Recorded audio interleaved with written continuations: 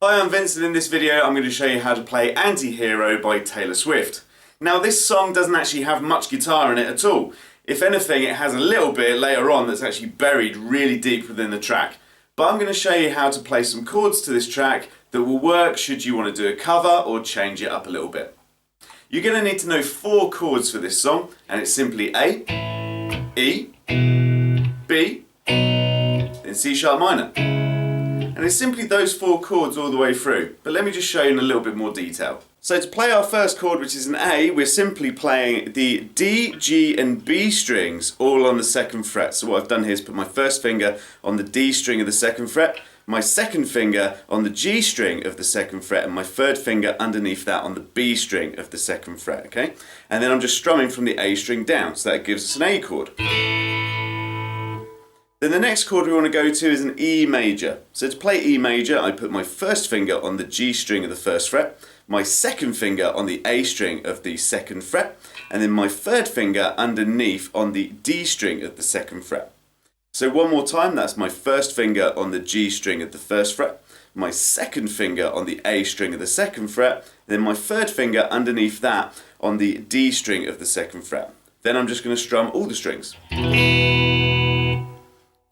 And then we move on to our B chord. So with this, we're going to play it as a bar chord, okay? So I'm just literally going to bar the 2nd fret, so that's just placing my first finger on all of the strings on the 2nd fret. And then I'm going to flatten my third finger against the D, G and B strings of the 4th fret.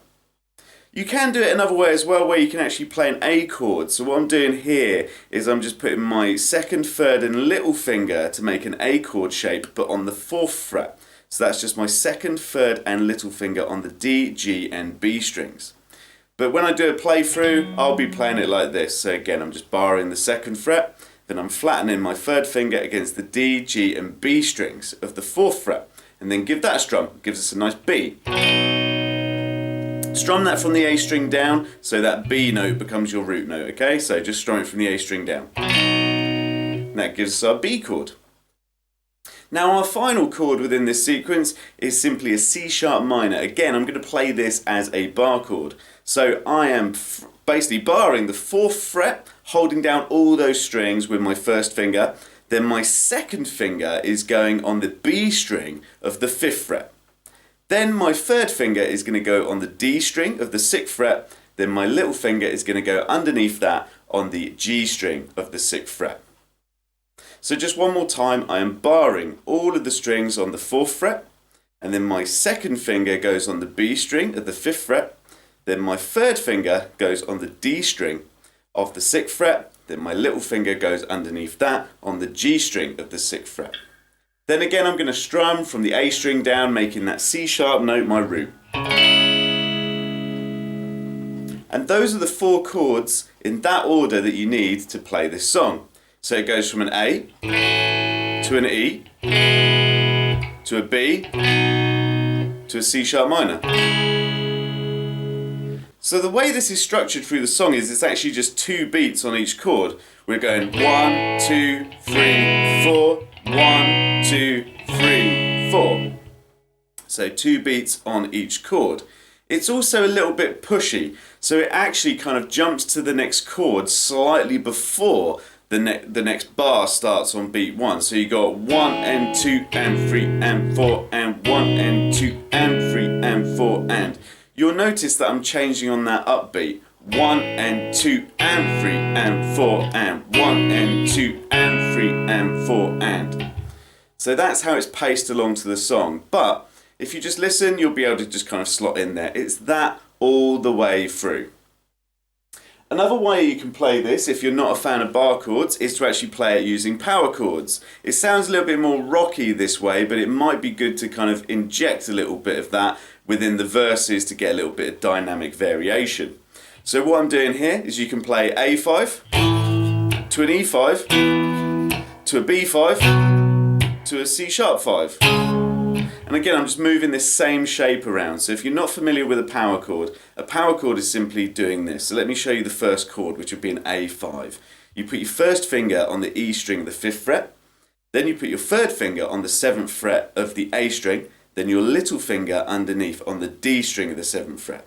Now we're going to keep that shape, but we're just going to move it around, okay? So that's A5, our first chord. Then I'm going to move that whole shape and now move it so my first finger is now on the 7th fret of the A string. My third finger is now on the D string of the 9th fret.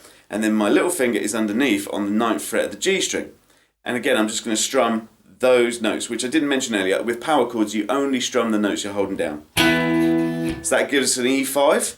Then we're going to take this exact same shape and just jump it all up a string, okay? So my first finger is now on the 7th fret of the E string.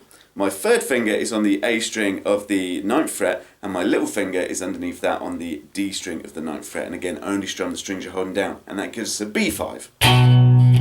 And then slide the whole thing up 2 frets, and you get yourself a nice C sharp 5. So my first finger now is on the 9th fret of the E string, my third finger is on the 11th fret of the A string, and my little finger is underneath that on the 11th fret of the D string. You put that together, you got A, E, B, C sharp. So a little bit of variation in there. And it'd be good to obviously mix these two approaches up, say playing the bar chord version on the chorus to get a bit of a bigger, fuller sound, and then you can use the power chords to kind of bring the dynamics down a little bit. So the next thing to show you is a riff that appears after the first and second chorus, and it just sounds something like this.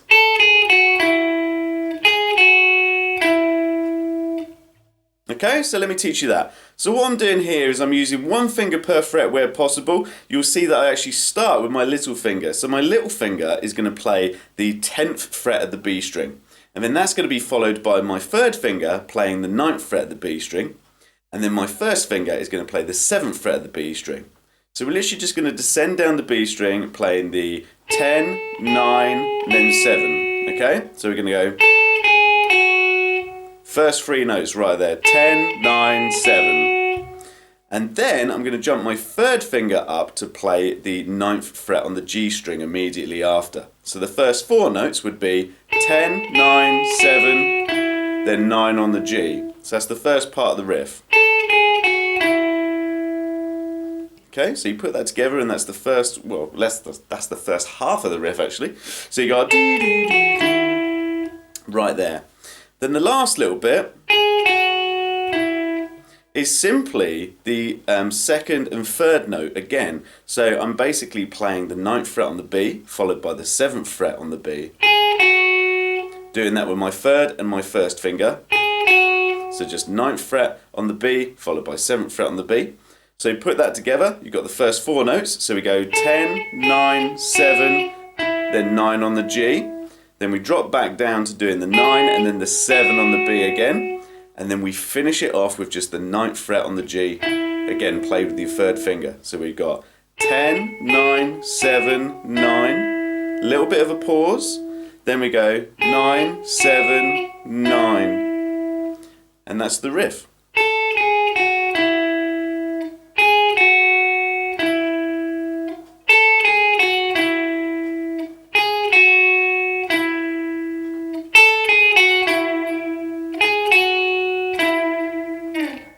So that's it, that's how you would play a guitar part to this Taylor Swift song called Anti-Hero. So when you're actually playing along to this track, really do kind of think about dynamics with guitar. So on the verses, think to yourself, how can you bring like the volume down, maybe change to an appropriate tone, or even use different chord voicings to bring everything into the background. Then when the chorus kicks in, try and play some of those power chords or bar chords and then really go for it, maybe switch up the tone a little bit and just strum it a little bit more vigorously to build that dynamic and create some excitement within your guitar playing. I'd usually do a playthrough of this, but I'm actually going to save that for another video so that can be copyright striked instead. Hopefully you enjoyed this video and found it informative. Thanks for watching, see you later.